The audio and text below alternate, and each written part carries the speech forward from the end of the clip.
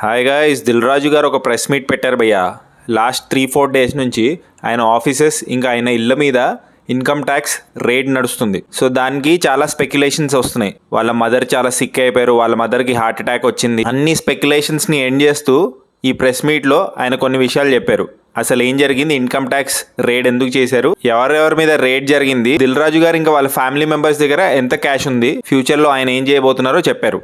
ఏమి జరిగింది అనేది చెప్పాల్సిన అవసరం ఉందని మీ అందరినీ పిలవడం జరిగింది. లేకుంటే తెలిసింది తెలియని ఏదేదో న్యూస్లు వేసుకుంటూ 4 రోజుల నుంచి. ఇన్కమ్ ట్యాక్స్ రేడ్ జరగడం ఫస్ట్ టైం కాదంట భయ్య దిల్ రాజు గారికి. 2008లో జరిగిందంట, మళ్ళీ 2025లో జరిగిందంట. ఇన్కమ్ ట్యాక్స్ సెర్చ్ అనేది మాకు 2008లో ఒకసారి జరిగింది. దాదాపు 16 సంవత్సరాల తర్వాత ఈ సెర్చ్ జరిగింది. ఇన్కమ్ ట్యాక్స్ రేట్ జరిగితే పెద్ద తప్పేం కాదు, ఇన్కమ్ ఉన్నోడికే ఇన్కమ్ ట్యాక్స్ రేట్ జరుగుతుంది అని దిల్ రాజు గారు సెటైర్ వేశారు భయ్య. ఇది పార్ట్ ఆఫ్ ద ప్రాసెస్, దీనికి పెద్ద పానిక్ అవ్వాల్సిన అవసరం లేదని కూడా చెప్పారు. సో ఈ సెర్చ్ అనేది ప్రాసెస్, వ్యాపారాలు చేస్తున్నప్పుడు ఇన్కమ్ ట్యాక్స్ చేయాల్సిన ప్రాసెస్. మీడియాలో రిపోర్ట్ చేస్తున్నట్టు మా దగ్గర ఇంత అమౌంట్ దొరికింది, అంత అమౌంట్ దొరికింది, అన్వెరిఫైడ్ డాక్యుమెంట్స్ ఉన్నాయి, ఇవన్నీ అంతా ఫేక్, చాలా క్లీన్ గా ఉన్నాం మేము, దిల్ రాజు గారు చెప్పారు. ఇంత డబ్బు దొరికింది, ఇంత డాక్యుమెంట్స్ దొరికాయి, అది దొరికింది అనేది కొన్ని హైలైట్ చేశారు. ఎక్కడ కూడా మా దగ్గర డబ్బు కానీ డాక్యుమెంట్స్ కానీ ఐడెంటిఫై కానీ మా దగ్గర నుంచి వాళ్ళు తీసుకున్నది కానీ లేదు.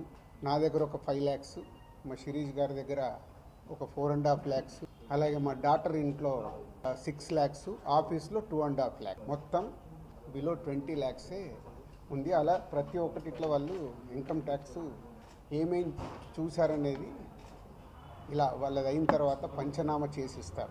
అంతేకాదు 5 years నుంచి ఏమీ ఇన్వెస్ట్మెంట్ చేయలేదంట భయ్య, అది కూడా డిపార్ట్మెంట్ వాళ్ళు వెరిఫై చేసుకున్నారంట. 5 సంవత్సరాల నుంచి మేము ఎక్కడ ప్రాపర్టీస్ కానీ వేరే దాంట్లో ఇన్వెస్ట్మెంట్ చేయడం కానీ ఎక్కడ ఏమీ జరగలేదు. అది కూడా డిపార్ట్మెంట్కు టోటల్గా అందరి దగ్గరికి వెళ్ళి క్లియరెన్స్ చేసుకున్నారు. ఇన్కమ్ ట్యాక్స్ డిపార్ట్మెంట్ వాళ్ళకి అన్ని డీటెయిల్గా కావాలంట భయ్య. సో వాళ్ళు ప్రొడక్షన్ ఎలా జరుగుతుంది, ఎగ్జిబిషన్ ఎలా జరుగుతుంది, డిస్ట్రిబ్యూషన్ ఎలా జరుగుతుంది, ఎవరెవరికి ఎంత వెళ్ళింది, ఎలా వెళ్ళింది, అవన్నీ కనుక్కున్నారంట. వాళ్ళకి అన్ని డీటెయిల్గా కావాలి. ప్రొడక్షన్ ఎలా జరుగుద్ది, ప్రొడక్షన్లో 24 క్రాఫ్ట్స్ ఉంటాయి. ఆ 24 క్రాఫ్ట్స్లో లావాదేవీలు ఎలా ఉంటాయి ఒక్కొక్క సినిమాకి. సో ఆ డీటెయిల్స్ అన్నీ వాళ్ళు తీసుకోవడం జరిగింది. తీసుకొని ఫైనల్గా నా దగ్గర నిన్న ఇవన్నిటిని ఎవరెవరు ఏమేమి స్టేట్మెంట్లు ఇచ్చారు, ఏముంది అనేది ఫైనల్ నాతో నిన్న కన్క్లూడ్ చేశారు.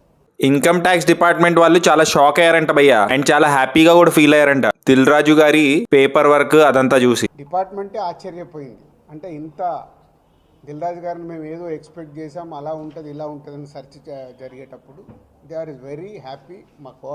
వాళ్ళకు మాకు జరిగిన కోఆపరేషన్లో కానీ దాంట్లో కానీ.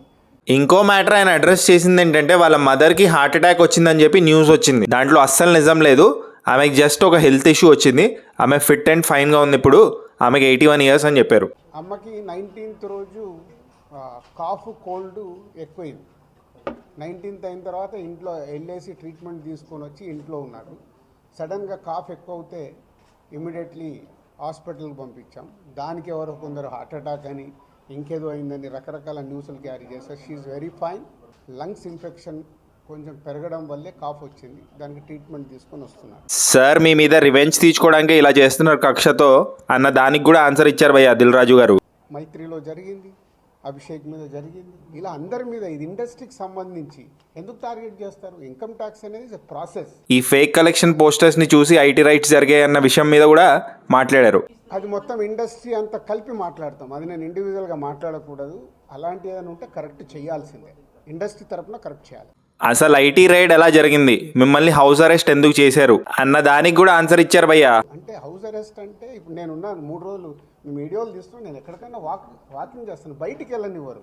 కమ్యూనికేషన్ కాకుండా వాళ్ళకి కావాల్సిన ఇన్ఫర్మేషన్ తీసుకోవడానికి అందరినీ డిఫరెంట్లో ప్లేస్లో పెట్టి ఫైనల్గా కన్క్లూడ్ చేస్తారు. ఫైనలీ దిల్ రాజు గారు ఏమన్నారంటే ఇన్కమ్ ట్యాక్స్ డిపార్ట్మెంట్ వాళ్ళు అన్ని డీటెయిల్స్ తీసుకున్నారు, అన్ని వెరిఫై చేశారు, February 3rd మళ్ళీ కలుస్తారంట దిల్ రాజు గారిని. అయిపోయింది, మొత్తం తీసుకున్నారు. 3rd రోజు వచ్చి కలవమన్నారు. ఈ లోపల చెక్ చేసుకుంటారు, ఆడిటర్ వెళ్ళి మాట్లాడతారు. 3rd రోజు వెళ్ళి నేను కలుస్తాను. ఆయన ఫ్యూచర్ ప్లాన్ ఏంటో కూడా చెప్పారు. అయిపోయింది, చెప్పినా మొన్నే 2025 స్టార్ట్ అని. సంక్రాంతి వస్తున్నాం, స్టార్ట్ అయింది కదా, ఎలా సూపర్ హిట్లు కొట్టాలనేది మన పని, అదే మొదలు పెడతాం. ఓకే, టోటలీ ఒక 20 minutes ప్రెస్ మీట్ ఉండే, దాని హైలైట్స్ ఇది. సరే వీడియో ఇక్కడ దాకా చూస్తే మీకు ఒక టాస్క్ భయ్యా.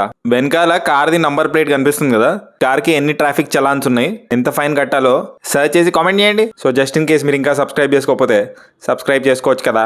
పుచ్చుక్ పుచ్చుక్.